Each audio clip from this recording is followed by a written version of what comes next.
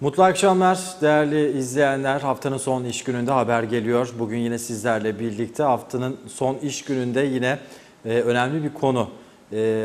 Malumunuz önümüzdeki dönem, önümüzdeki mevsim, kış mevsimi Allah göstermesin diyerek başlayacağız ama konu başlıklarımızdan bir tanesi de olacak. Afeti konuşacağız, afet yönetimini konuşacağız.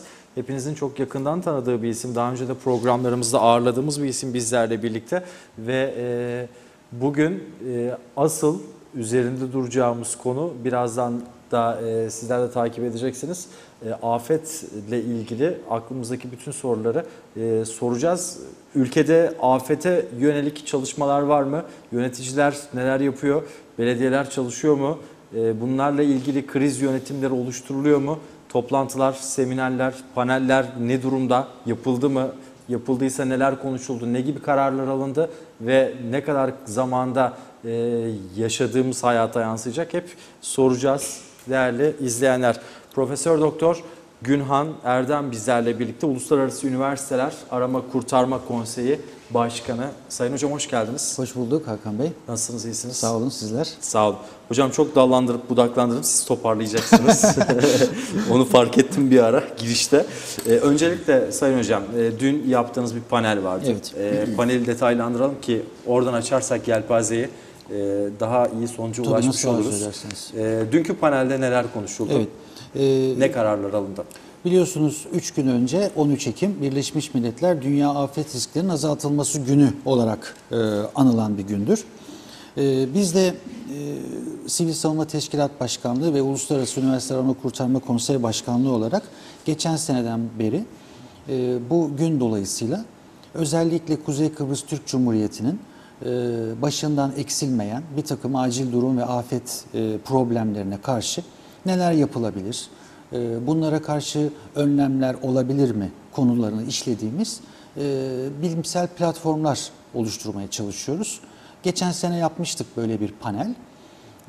Ben daha yeni konsey başkanı olarak adaya gelmiştim. Daha bir aylık bir zaman içerisinde ayağımızın tozuyla hemen bir panel gerçekleştirmiştik. Tabii bu sene biraz daha kapsamlı oldu bu panel. Güzel konuklarımız vardı. Türkiye'den İstanbul Teknik Üniversitesi Afet Yönetim Merkezi'nden Profesör Doktor Miktat Kadıoğlu vardı, Doçent Doktor İbrahim Demir vardı. Yine kendi üniversitelerimizde bu konuyla ilgili çalışmalar yapan değerli akademisyenler toplantıya katıldılar ve Sağlık Bakanlığı'ndan olsun, Polis Genel Müdürlüğü'nden de yine bununla ilgili görüşlerini beyan edecek araştırmacılar geldiler, katıldılar. Bence iyi oldu, iyi bir çalışma oldu. Tabii burada temel konu Kuzey Kıbrıs Türk Cumhuriyeti'nin yaşadığı bir takım sorunlar, doğal olaylara bağlı gelişen bir takım olaylar ve acaba bunlara karşı önlemler alabilir miyiz? Veya bir şeyler yapılıyor mu? Bunları tartışma şansımız oldu. Ve güzel, sevindirici bazı haberler verebilirim tabii bunlarla ilgili. Alalım hocam. Tabii ki. Çünkü bağlantılı sorularımız olacak. Bu konuyla ilgili Kuzey Kıbrıs Türk Cumhuriyeti'nde çalışan akademisyenler var. Orta Doğu Teknik Üniversitesi'nde Sayın Berktuğ hocamız bununla ilgili bir takım çalışmalar yapıyor. Mühendisler Mimarlar odalarıyla beraber, buradaki mühendis çevreleriyle birlikte. Ve Lefkoşa'nın ana sorunlarından biri olan bu sanayi bölgesinde, sizin de bulunduğunuz bölgedeki her sene yaşanabilecek su taşkınlarına karşı nasıl önlemler alınabilir? Çünkü bizim temelde afet yönetiminde bakış açımız, geçen programınızda da söylemiştim. Zaten mümkün olduğunca her platformda bunu dile getirmeye çalışıyorum. Yani afet yönetimi, risk yönetimi odaklı olmadıktan sonra hiçbir anlam ifade etmeyen bir kavramdır. Evet. Yani eğer siz bunu kriz yönetimi bazında ele alırsanız demek ki sürekli başıma gelsin bu olay. Ben işte bir şekilde temizlemeye çalışayım, mağdurları toplamaya çalışayım tarzında yaklaşırsınız. Ama eğer risk yönetimi odaklı giderseniz işe, o zaman kaynaklarınızı çok daha reel kullanma şansına sahip olursunuz. Buna karşı aldığınız önlemler size artı bir takım sonuçlar doğuracak şekilde geri döner. Mesela ne olabilir? Kaynaklarınızı doğru kullanırsanız zamanınızı, iş gücünüzü ve paranızı başka kalkınma hamlelerine, değil mi, yönlendirebilirsiniz. Bir de mesela su taşkınına sebep olan sel sularını belki de çok daha verimli işlere yönlendirme şansınız olabilir. Ne bileyim, sulama suyu yaparsınız en basitinden, değil mi? Bunun gibi kullanabilirsiniz. İşte bu açıdan yaklaşıyor arkadaşlarımız ve sanayi bölgesini, işte o Doktoroğlu'nu, o Levent Koleji'ni tamamen tahrip eden, oradaki insanları mağdur eden, altyapıyı çökerten bu aşırı suyu bir yerde toplayıp daha verimli bir şekilde kullanılmasının önünü açmak üzere projeler geliştirmişler ve bu projeleri de hayata geçirmek için son adımları atmış durumdalar. Umuyorum bir sonraki yıl yine 13 Ekim'de Dünya Afet Risklerinin Azaltılması Günü dolayısıyla yapacağımız bilimsel platformlarda bu projenin sonuçlarını tartışabiliriz. İnşallah. Umuyorum. Biz doğru ismi mi kullanıyoruz? Yani her sene Lefkoşa'da vermiş olduğunuz o adreslerde su baskını yaşıyoruz. Bununla da afet midir? Aslında, önce sıfırdan başlayalım. Aslında afet değil. Yani Kuzey Kıbrıs Türk Cumhuriyeti için bir acil durumdur bu. Çünkü yine yerel imkanlarıyla bunu çözebiliyor. Bir şekilde bunun üstesinden gelebiliyor. Eğer çözemezse bu afet olacaktır. Yani kendi imkanlarınızla bunu ortadan kaldıramıyorsanız, çok yıkıcı sonuçlar, çok büyük ekonomik kayıplar, mal ve can kaybına sebep oluyorsa afettir. Ama yine Kuzey Kıbrıs Türk Cumhuriyeti sahip olduğu olanaklarla, işte Sivil Savunma Teşkilatı'nın çok özverili çalışmalarıyla, oradaki personelin cansiperane olaya eğilişiyle bunu afet boyutundan çıkarıyor aslında. Yani, acil durum seviyesinde bırakıyor. Bu da tabii şunu doğuruyor. Demek ki bununla baş edebilmek daha kolay. Evet. Yani buna çözüm yolları oluşturabilirsek, bunları akılcı şekilde tartışıp hayata geçirebilirsek biz bunu çok kolaylıkla halledebiliriz. Yani literatürden çıkarabiliriz ve bundan da faydalanabiliriz noktasına geliyoruz. Mesela ben bu coğrafyada yaşayan yurttaş olarak şunu düşünüyorum. Özellikle su baskınlarında sivil savunmanın yapmış olduğu çalışmayı yağmur yağmadan önce coğrafyayı, bu bölgeyi ve bu ülkeyi yönetenler yapmış olsa aynı çalışmayı, yağmur yağdığında biz sivil savunmayı sokaklarda çok daha az göreceğiz işte diye bu düşünüyorum. risk yönetimidir bakın. Sizin söylediğiniz şey doğrudan doğru risk yönetimidir. Yani böyle bir tehlike var mı? Var. Var. Değil mi?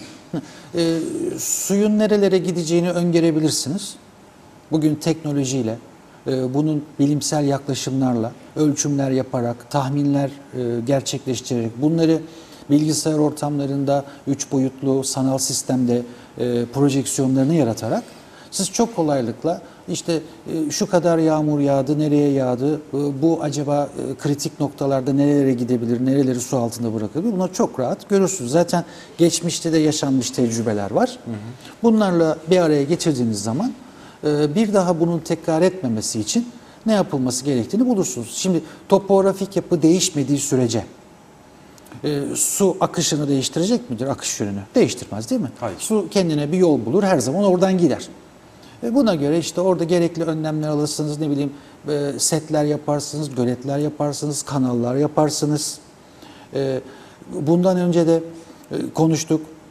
İşte o suyun normal akış istikametindeki rahatlıkla akabileceği kanalları genişletirsiniz, temiz tutarsınız, etrafındaki engel olabilecek noktalarda problemleri ortadan kaldırırsınız. Köprülerinizi ona göre inşa edersiniz veya bozuk olanları onarırsınız. Su yine akar, en azından fazla kendi akarının dışına çıkmaz. Örneğin biz geçen sene bunları hep tartıştık. Bu tartışmalarımızı buradaki önemli kurumların yöneticileriyle paylaştık. Onların fikirlerini aldık. Onların çözüm önerilerini devreye sokması için onları da cesaretlendirdik aslında. Ve sanıyorum ki belirli bir yol aldık. Yani özellikle su taşkınları açısından bazı bölgeler bundan ya etkilenmedi ya da geçmiş döneme göre daha az etkilendi. Yani bir takım şeyler yapıldığında insanlar bunun sonuçlarını görebiliyor. Bu da tabii daha çok cesaret veriyor, daha fazla motive ediyor ve bir sonraki adıma geçebiliyorsunuz. Bu güzel bir şey. Bunlar çok fazla masraflı işler de değil. Ve buradan elde ettiğiniz kârı düşünecek olursanız yatırdığınız para boşa da gitmiyor. Doğru. Bir kazanç elde ediyorsunuz. Mesela şimdi o milyonlarca metreküp, belki çok abartıyorum ama o kadar büyük su kütleleri geliyor taşkınlarda. Siz bunu belirli bir kısmını tutup işte sulama suyu yapabilirsiniz, kullanma suyu yapabilirsiniz, yönlendirebilirsiniz. Bundan başka türlü faydalar elde edebilirsiniz. O da size artı olarak dönecektir tabii ki geriye. Kriz yönetimi denilen şey budur. Risk yönetimi. Düzeltiyorum. Risk yönetimi budur. Yani peki vatandaş şunu merak ediyor. Geçen sene ben mesela haberci olarak yapmıştım. Kolejin orada şuraya kadar suya girdim ve öğrenciler biliyorsunuz sivil savunmanın zodyaklarıyla kurtarılmıştı. Çok da dua ettiler yani o zodyakları oraya getirenlere. Ama başkentin göbeğinde zodyaklarıydı ve bu kadar komik bir şey olamazdı. Tabii şimdi bu kriz yönetimi, yani bir çözüm yolu arıyorsunuz, bir çıkış yolu arıyorsunuz. Şimdiki çözüm yolu eğer yöneticiler şunu yaptılar, yani soruna çözüm buldular mı soru işareti, yoksa soruna çözüm olarak yağmurların yağmaya başladığı zaman da sivil savunma zodyakları orada bekletecek çözüm o mu? Ya şimdi tabii hani hiçbir şey böyle mantar gibi pat diye bitmez. Yani belirli bir yol alınmış ve artık bu öngörülen proje gerçekleşme noktasına gelmiş. Anladım. Yani bundan sonra işte başlayacak bu proje, hayata geçirilecek. Tabii ne kadar çabuk yapılabilirse bunun kadar sonuçlarını da o kadar hızlı alırsınız. Ama mevsim tabii artık yağmur mevsimine doğru gidiyor. Yine yağmur yağacak. Umuyorum şanslıyızdır. En azından bu proje sonuçlanıncaya kadar böyle çok kısa sürede çok fazla su düşmez adaya ve böyle şeyler yaşamayız. Ama tabii ki bu proje hemen bugün yarın bitecek hali yok. Bu belirli bir süreç alır. Bu süreç içerisinde tekrar olabilir.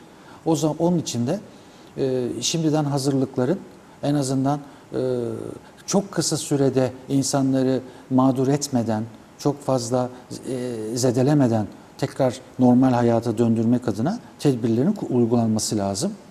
O yüzden de sivil savunma zaten hazır ama bunun yanında işte ilgili belediyeler, kaymakamlık vesaire bütün kuruluşların şimdiden hazırlıklarını gözden geçirip teyakkuz halinde beklemesi en mantıklısı. Devletin radikal adımlar atması gerekiyor mu? Kesinlikle. Şöyle söyleyeyim veya sorayım. Hala daha dere yataklarında yapı varsa biz suyun yönünün nereye gideceğini konuşmamalıyız. Evet. Yani dere yatakları doluysa biz doğanın dengesini bozuyorsak, doğayla oynuyorsak sonradan suni kanallar açmak benim şahsi olarak bana komik geliyor.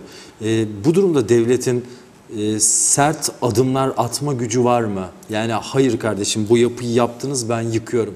Veya bu yapıyı ben seni tanımıyorum, o yapıyı da yaptırmıyorum diyebilecek güçte miyiz? Şimdi bu bir çözümdür. Yani bunu yapabilecek devletler de vardır. Ama mantıklı olanı bunu daha kabul edilebilir bir şekilde devreye sokabilmektir. Mesela nedir? Öncelikle bir daha dere yataklarının içerisine herhangi bir şekilde yapılaşma müsaadesi verilmemesi gereklidir. İmara açılacak araziler her türlü risk faktörleri değerlendirilerek bu risklerin kabul edilir seviyeye indirildikten sonra ancak imara açılması şeklinde gözden geçirilerek uygulanmalıdır. Bu birincisi. Tabii şu anda sizin dediğiniz gibi mevcut yapı var dere yatağında. Orada insanlar yaşıyor. Kalkıp da çıkın buradan evleri yıkıyoruz başka yere gidin de diyemezsiniz. Böyle bir şey yani kabul edilebilecek bir şey de değildir. Ne yaparsınız? En azından insanları bu noktada uyarırsınız birinci adım. Yani dersiniz ki bakın işte burada şöyle riskler altındasınız. Tedbirinizi alın. Hatalı bir ortam var. Mağdur olabilirsiniz. Bunun ötesinde de yavaş yavaş çözüm önerileri geliştirirsiniz. Mesela yapabiliyorsanız eğer buraya suyun gelmesini engellemeye çalışırsınız. Örneğin işte bu projede sanayi bölgesi için suyun engellenmesi öngörülüyor. Bir şekilde tutulması ve tali bir yoldan akmasının sağlanması. Ve aynı zamanda da büyük bir su havzası oluşturup burada tutulan suyun da kullanılması öngörülüyor. Çok güzel, akıllı bir proje var burada. Bu sezona yetişir mi? Bu proje Bu hemen konusu yetişmez. Hemen yetişmez. Tam bu müjdeyi veremiyoruz yani sanayi bölgesine. Bu hemen dediğim ya, hemen 2 günde olacak bir iş değil. Yani bu ağır bir projedir yani. Anladım. Bu kolay kolay yapılacak bir şey değil. Zaman içerisinde bu olur. Bunun kararı verildi ama evet, yapılacak. kararının verildiğini öğrenmiş bulunuyoruz. Güzel. Çok sevindirici bir şey. Diğer işler için de buna benzer projeler yapılabilir. Mümkünse suyun akarı değiştirilebilir. Kanallar yapılabilir. Başka yerden akması sağlanabilir. Anlatabiliyor muyum? Zaman içerisinde de belki eğer bunları yapamıyorsanız veya bunlar çok yanlış işlerse, başka risklere yol açabiliyorsa, başka tehlikeleri beraberinde getirecek nitelikteyse, o zaman kaynak yaratabilirseniz eğer, yavaş yavaş oradaki insanları daha güvenli yerlere doğru aktarırsınız. Anlatabiliyor muyum? Eşit koşullarda ama daha güvenli yerlere, yapacağınız evlere bunları transfer edebilirsiniz. Böyle yollarla kurtarabilirsiniz. Ama tabii ki bütün bunları nasıl değerlendirmek lazım? Çok iyi inceleyerek hangisi daha doğru, hangisi daha mantıklı, en güvenli yol hangisidir? Bunları oturursunuz, paydaşlarla konuşursunuz, tartışırsınız, ona göre karar verirsiniz. Yani kalkıp da hadi gidin demezsiniz. Anlatabiliyor muyum?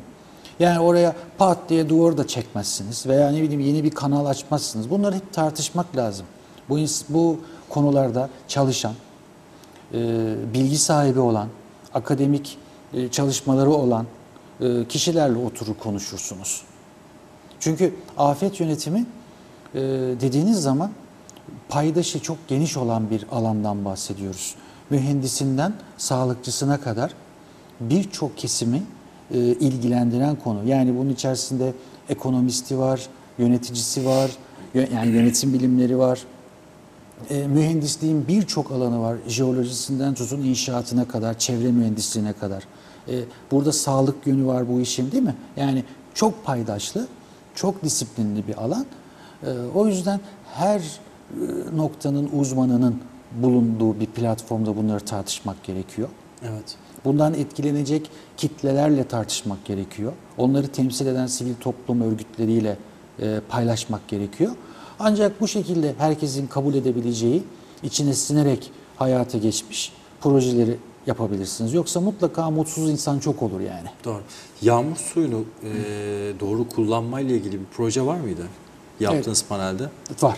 Mesela şimdi biz Türkiye'den gelecek olan suya seviniyoruz ama yağmur yağdığında da aman yağmasın diye dua eden bir toplum haline geldik. Çünkü hani selin göbeğinde kalıyoruz.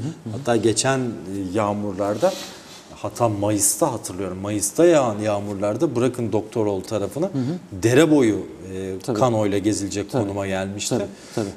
Ama diğer dünya ülkeleri herhalde yağmurdan korkmuyordur. Onlar yağsın diye dua ediyordur. Çünkü suyu bir yerde toplama. Tabii. Ki hani az önce de söyledim, Türkiye'den gelen suya seviniyoruz. Tabii ki. Bu da olacak mı ilerleyen Tabii ki. zamanlarda? Yani çok doğru söylüyorsunuz. Yani yabancı ülkelerde otobanlardaki biriken suyun tahliye edildiği kanallar bile tarlaların sulanmasında kullanılabiliyor. Çünkü su çok değerli bir şey. Evet. Hele hele suya hasret kalan ülkelerde veya temiz su kaynakları çok az olan ülkelerde yağmur birinci derecede su kaynağını oluşturuyor. Şimdi bu adanın kendine öz su kaynağı ne kadar? Siz çok daha iyi bilirsiniz. Estağfurullah. Çok az değil mi? Çok az tabii ki. Kendine ait öz su kaynağı, yeraltı suları vesairesi çok az. O yüzden işte Türkiye'den gelen su büyük bir sevince neden oluyor. Ama burada çok fazla yağmur yağıyor belirli dönemlerde. Bu suyu siz akıllı kullanabilirseniz yine kendi öz kaynaklarınızın bir kısmını, belki tamamını olamaz, yarısı bile olamaz ama yine de belirli bir suyu kullanabilecek hale gelebilirsiniz. En azından sulama suyu yaparsınız buna. Evet. Yani evlere kullanma suyu olarak vermezsiniz de işte tarlaların, bahçelerin sulanması için kullanabilirsiniz. Bu da son derece büyük bir kazanç demektir. Yani altın değerinde olan işte Türkiye'den gelen suyla tarla sulayacağınıza bu sularla sularsınız mesela. Kesinlikle doğru. Ve bunu her noktada yapabilirsiniz. Yani yalnızca Lefkoşa özelinde değil veya illa sel olacak yerde değil. Normalde yağıp işte boşa akan suyu da toplayabilirsiniz bir şekilde. Kesinlikle. Ve bu eğer belirli noktalarda, belirli havzalarda tutulabilirse oranın iklim şartlarını da zaman içerisinde daha ne bileyim yaşanabilir, daha iyi gelişmesine de sebep olabilir. Çünkü suyun olduğu yerde yeşillik olacak, ormanlık olacak vesaire. O da iklimin düzelmesi açısından bir fayda sağlayabilir. Ben şimdiye kadar hiç hatırlamıyorum elimizdeki barajlarla veya baraj göletleri düzeltiyorum. Baraj göletlerinin ben kuruyan barajların haberini yaptığımı hatırlıyorum. Ama su dolu olan barajların nerede kullanıldığını, nasıl kullanıldığını, bundan birilerinin faydalanıp faydalanmadığı ile ilgili hiç bilgi alamadık çünkü olmadı. Evet. Ama şey yani hani özellikle yani konumuz su olduğu için, suya geçtiğimiz için söylüyorum. Evet, Türkiye'den gelecek olan su olağanüstü bir şey. Asrın projesi, güzel proje. Ama elimizdeki kaynaklara ne kadar sahip çıktık da bu suya seviniyoruz sorusu da hep geliyor aklıma. Evet, tabii. Yani kendi kaynaklarınızı da mutlaka reel bir şekilde kullanmanın yolunu bulmalısınız. Yani her ülke bunu yapmak zorunda ki dışa bağımlılığı en azından minimum seviyede kalabilsin. Peki özellikle belediyeler, şehrin altyapıları da çok konuşulur ki bunlar hep birbiriyle çok büyük bağlantı içerisinde. Evet. Şehrin altyapılarını değiştirebilecek kapasiteler mi? Tam Bu bilmiyorum. konuşuldu mu Yani- mesela yani panelde? Yok, hayır buna girmedik. Böyle bir konuyu konuşmadık. Ben de tam bilmiyorum. Şimdi altyapı tabii çok önemli bir konu. Ama tabii genellikle ihmal edilebilen veya çok fazla üzerinde önemsenerek durulmayan bir konu, öyle söyleyeyim. Çünkü göremiyorsunuz bunu. Yani genellikle hani şöyle bir kavram vardır işte ben daha çok üst yapıya yöneleyim, görülsün, hani hizmeti nereye koyduğum herkes tarafından fark edilsin. Alttakini kimse görmeyeceği için o biraz ihmal ediliyor ne yazık ki. Ama bence en önemli şey altyapı. Tabii bunun çok iyi planlanması gerekiyor. Bence Kıbrıs için kaçırılmayacak bir fırsat altyapı noktası. Çünkü Kıbrıs küçük bir yer. Yani burada Türkiye'deki büyük şehirlerin altyapı sorunlarını belirli noktaya getirmiş şehirlerin örnekleri alınarak çok mükemmel sistemlerde kurulabilir. Anlatabiliyor muyum? Yani Kıbrıs topladığınız zaman Kuzey Kıbrıs Türk Cumhuriyeti'ni Türkiye'deki orta ölçekli bir şehir gibi görebilirsiniz bunu. Yani öyle bir kıyaslama yapabiliriz.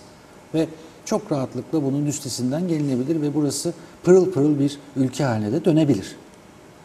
Bunun bence bir şekilde düşünülerek hayata geçirilmesi de önemli. Peki başka alınan ne karar var hocam? Dünkü yaptığınız toplantı çok önemli bir toplantı. Tabii dün işte Veya risk olarak neyi gördünüz, neyi tespit ettiniz, neyin üzerinde tabii durdunuz? En risk çok. açısından özellikle sel olayları gündeme geliyor. Kuzey Kıbrıs Türk Cumhuriyeti dediğimiz zaman çünkü çok sık yaşanan bir sorun. Genellikle bunun üzerine konuşuluyor. Biz tabii bu 13 Ekim Dünya Afet Risklerinin Azaltılması Günü dolayısıyla özellikle Uluslararası Üniversite Arama Kurtarma Konseyi olarak farklı bir yönüyle de bunu ele aldık. Ve hem Kuzey Kıbrıs Türk Cumhuriyeti'nde hem de bu konseye üye olan diğer üniversitelerin bulunduğu kentlerde eş zamanlı faaliyetler planladık. Bunu da özellikle çok önem verdiğimiz bir hedef kitleye yönelttik. 7-12 yaş grubu ilkokul çocuklarına dönük. Şu anda yapılıyor, başladı. Bütün ilçelerde, şu anda Kuzey Kıbrıs Türk Cumhuriyeti'nin bütün ilçelerinde üniversite öğrencilerinin eğitmen olduğu eğitim çalışmaları gerçekleştiriyoruz. Öğrencilerin, ilkokul öğrencilerinin herhangi bir afet durumunda, bir acil durumda nasıl hareket etmeleri gerektiği, buna karşı hazırlıklı olmanın ne kadar önemli olduğunu anlamalarını sağlayacak eğitim çalışmaları veriyoruz. Bunu öncelikle tabii bir afet bilinci oluşturmak adına yapıyoruz. Hayata doğru bakmalarını, afet yönünden doğru bakmalarını sağlamak için. onların kafalarında yanlış olabileceğini düşündüğümüz bir takım noktaları baştan bir silelim istiyoruz ve nasıl daha hazır bir toplum haline gelebiliriz bunu vermeye çalışıyoruz. Çünkü afetlere karşı hazırlıklı olmak, hazırlıklı bir toplum haline gelebilmek ileride bu afet riski algısını çok daha rahat kavramayı sağlayacaktır. Çünkü bu çocuklar unutmuyorlar bunu. Eğer doğru bir şekilde verirseniz başlangıçta bu bilgiyi kesinlikle unutmuyorlar ve bunu hayatları boyunca kullanabiliyorlar. Örneğin şimdi büyük bir ihtimalle bu eğitim alan çocuklar o eğitimi aldıktan sonra eve gittiklerinde annelerine babalarına sormuşlardır. İşte bizim evimiz güvenli mi? İşte ne bileyim dolaplar üstümüze devrilir mi ev sallandığı zaman? İşte su vanası nerede? Ben bunu elektriği nasıl kapatabilirim? İşte deprem çantamız var mı? Evet. Buna karşı hazırlandık mı? İşte bir toplanma yeri kavramımız var mı? Veya işte bana bu şekilde öğrettiler, bak hayat üçgeni diye bir kavram varmış. İşte siz bunu biliyor musunuz? Gibi. Mutlaka bunu aileleriyle paylaşan çocuklar olmuştur.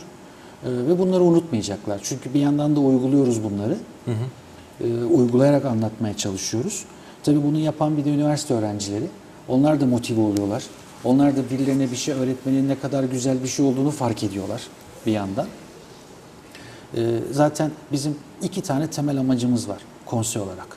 Yapmak istediğimiz ulaşmak istediğimiz 2 önemli hedef var. Bir tanesi üniversite öğrencilerini arama kurtarma konusunda bilgi ve beceriyle donanmış potansiyel bir güç haline getirmek. Herhangi bir acil durumda onların rahatlıkla kullanıma sokulabilmesini sağlamak için gönüllü olarak.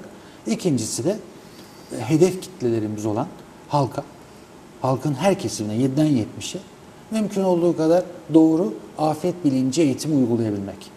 Hazırlıklı olmalarını sağlamak. Ve tabii ki risk yönetimi algısını da vermek. Doğru. Yani herkes işte evindeyken, çalışma yerindeyken, sokakta yürürken etrafındaki tehlikeleri ve riskleri fark edebilsin. Ve bu çocuklar, bu gençler büyüdüklerinde birer yönetici olurlarsa, hele böyle konulara, bu konular üzerinde irade kullanabilecek, karar verebilecek makamlara gelirlerse en azından bunları kullanabilsinler. Bunu görebilsinler diye bunu çabalıyoruz. Giderek daha fazla kitleye ulaşıyoruz. İşte bu yaptığımız eğitim çalışmalarıyla, ondan sonra radyo programlarıyla, işte böyle televizyonlarda konuşarak, Evet. kitapçıklar, broşürler hazırlayarak, internet sitelerinden duyurarak, küçük küçük videolar, klipler hazırlayarak onu mümkün olduğu kadar yaymaya çalışıyoruz. Her geçen gün biraz daha fazla kesime ulaşmaya gayret ediyoruz ve bunu da yapıyoruz. Bu çok önemli bizim için. Tabii bir yandan da bunu keyifli hale getirmeye çalışıyoruz. Yani insanlar böyle faaliyetlerin içerisinde bulunurken zevk alsınlar. Memnun olsunlar.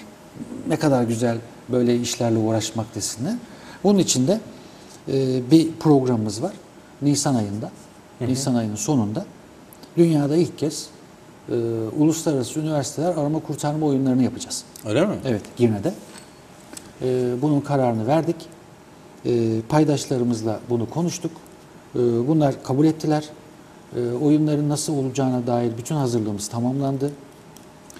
Katılacak ekipler %90 belirlendi. Bunu 25-29 Nisan tarihlerinde 2016'da gerçekleştiriyoruz 5 gün boyunca. Tamamen böyle bir festival havasında üniversite gençlerinin büyük keyif alacağı, eğlenerek bu işi yapacakları bir ortam hazırlıyoruz. Tabii bu kamuoyunun da ilgisini çekecektir büyük bir ihtimalle. Ve işte o ilginin odaklandığı noktadan da biz faydalanacağız. Ne yapacağız? Ufak ufak bilgiler vereceğiz. İşte afetlere dikkat çekeceğiz.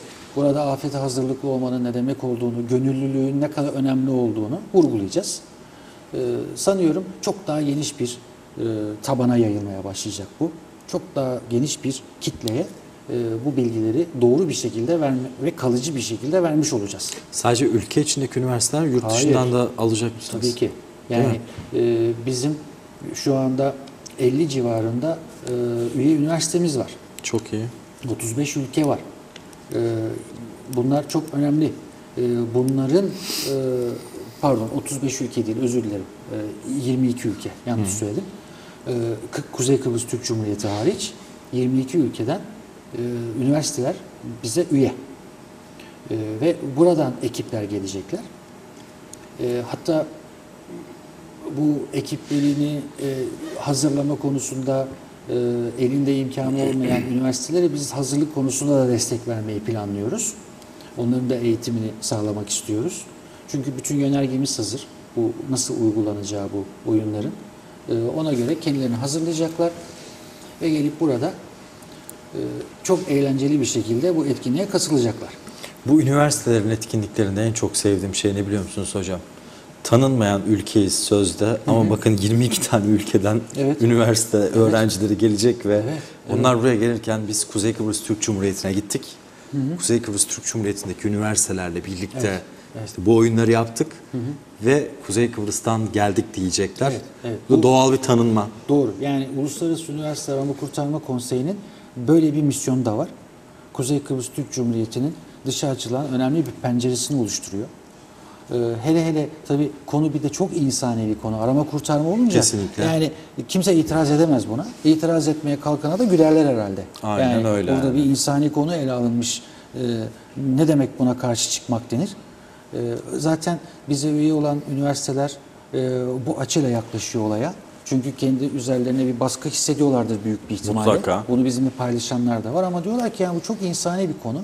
Yani biz buna hayır diyemeyiz. Biz geliriz burada varlığımızı gösteririz. Bu da çok güzel bir şey tabii ki. Evet.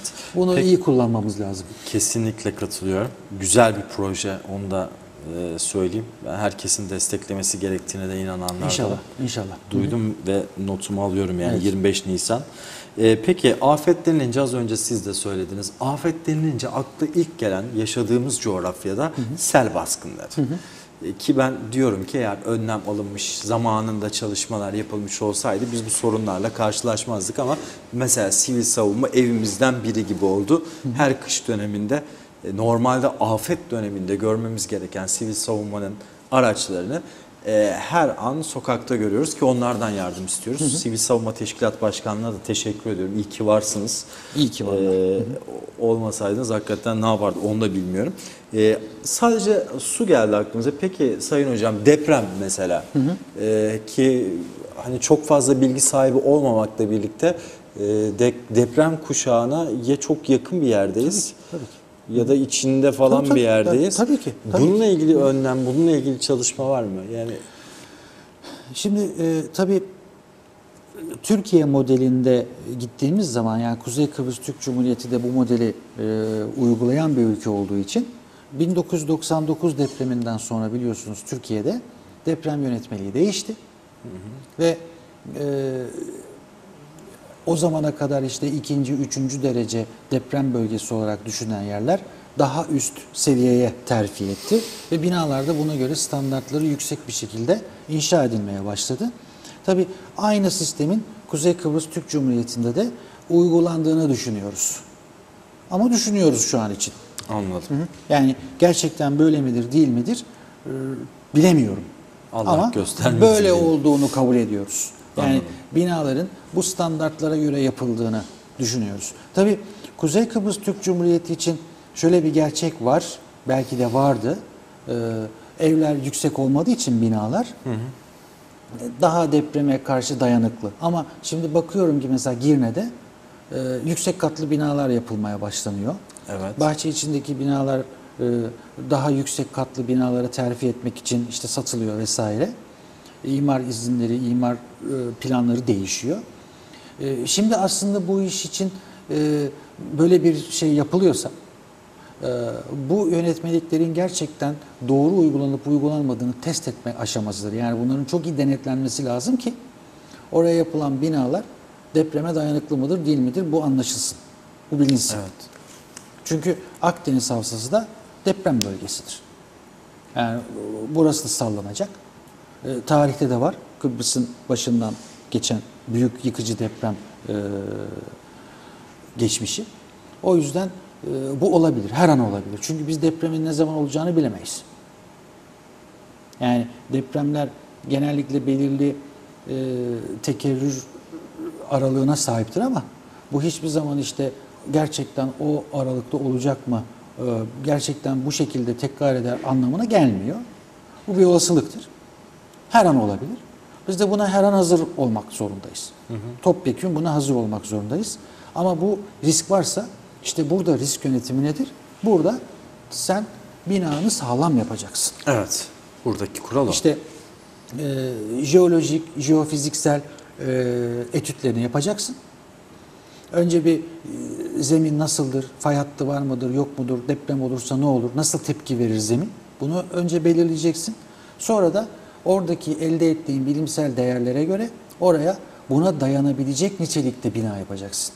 Yani mühendislik bugün diyor ki her zemine bina yaparım. Yapılır. Ama gerçekten zemin özelliklerine uygun teknolojiyi kullanarak yapıyorsan yapabilirsin. Yoksa durmaz orada, sallanınca yıkılır. Evet. Ama doğru yaparsan işte Japonya sürekli sallanıyor ama binası yıkılmıyor. Ona göre yapmış adam. Bundan etkilenmiyor. Onlar açtılar artık. Tabii ki. Ama bu yapılabiliyormuş demek ki, değil mi? Evet. Yani şimdi bir bina yapıyorsun, yıkılıyor, bir daha yapıyorsun. Masrafın 2 katı. Tabii ki. Halbuki bunu başlangıçtan adam gibi yaparsan ne canına bir şey olur ne malına bir şey olur. Burada aklı kullanmak lazım. O yüzden bunu yapan kadar orada oturanın sorgulaması çok önem taşıyor şimdi bizim için. Türkiye'de tablo ne? Türkiye çok büyük depremler geçirmiş bir ülke Evet. olarak bunlardan ders çıkardı mı? Mesela Çıkarıyor. 99 depreminde Evet. deniz kumundan yapılan binalar konuşuldu. Evet, evet.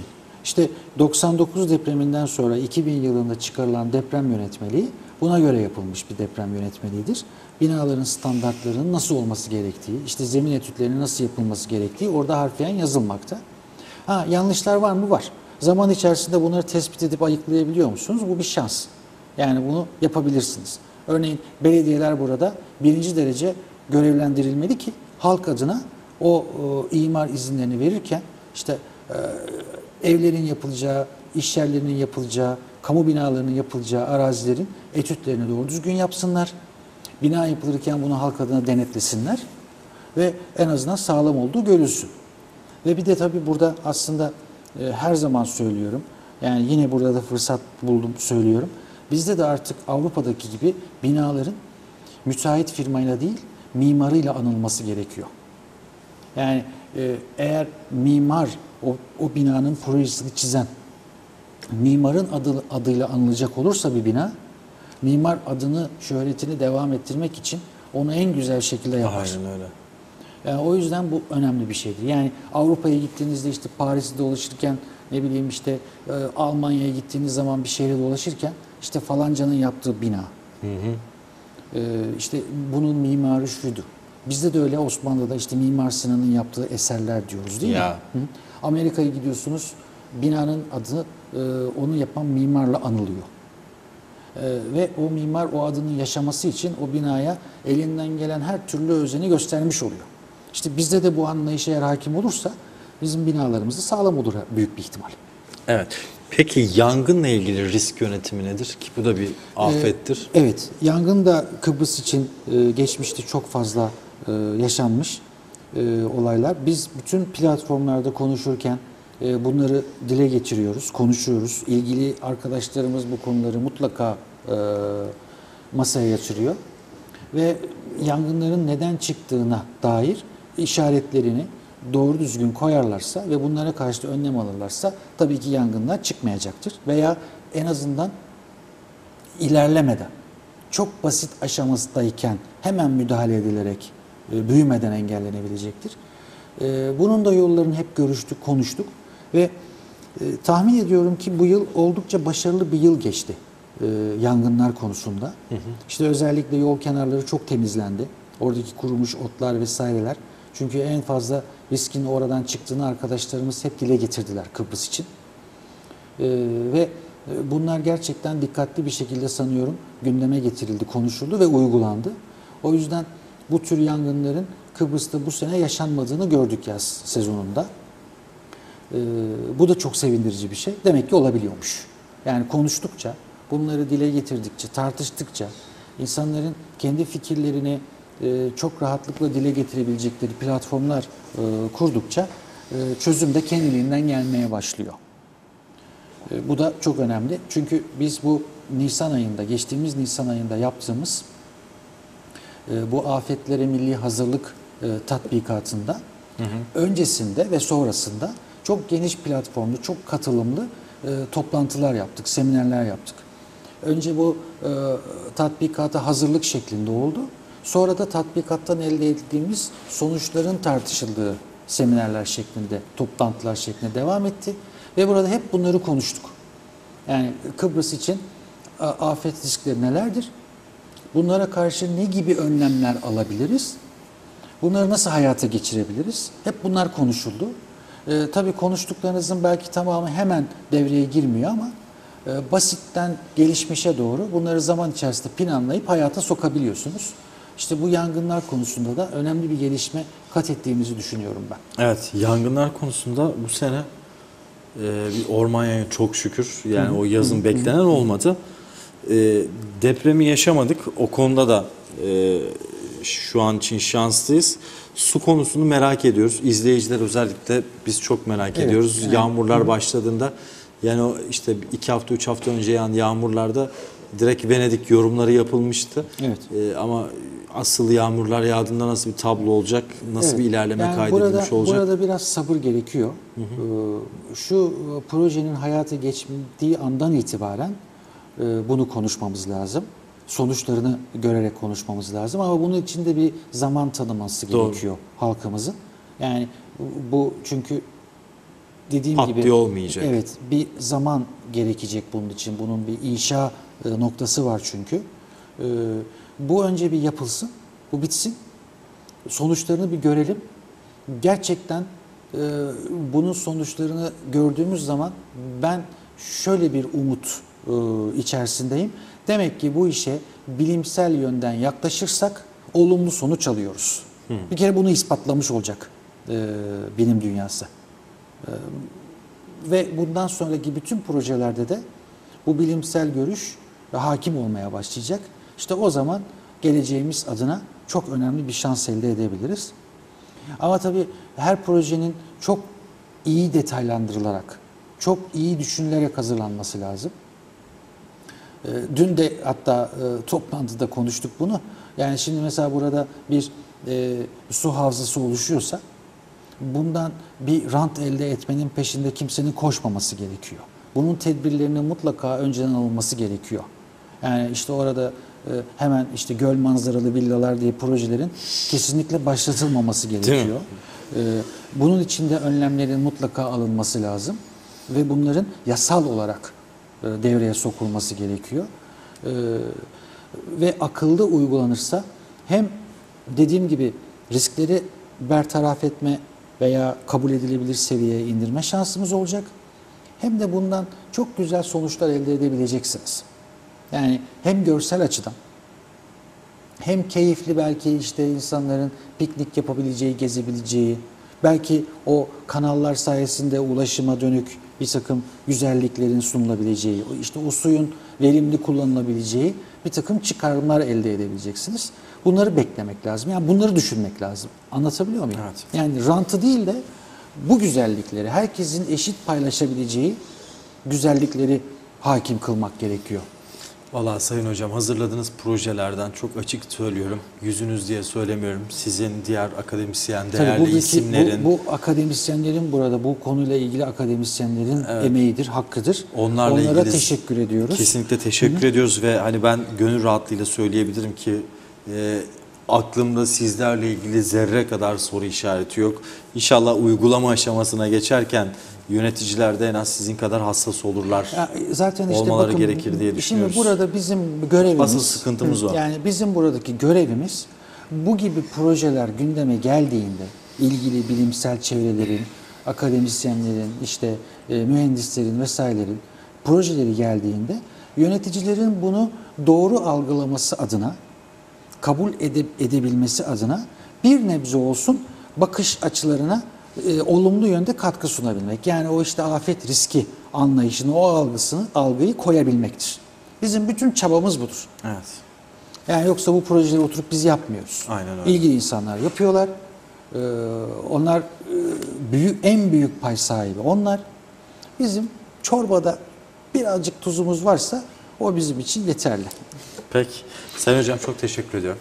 Kolay Ben gelsin. teşekkür ediyorum size, yayın hayatınızda da tekrar başarılar Sağ olun. diliyorum. Çok sağ olun. Evet değerli izleyenler, bu haftalık da haber geliyoruz sonuna geldik. Bu haftalık bizden bu kadar. Haftaya yine bir başka konu ve konu başlığıyla sizlerle birlikte olmayı ümit ediyoruz. Hoşçakalın.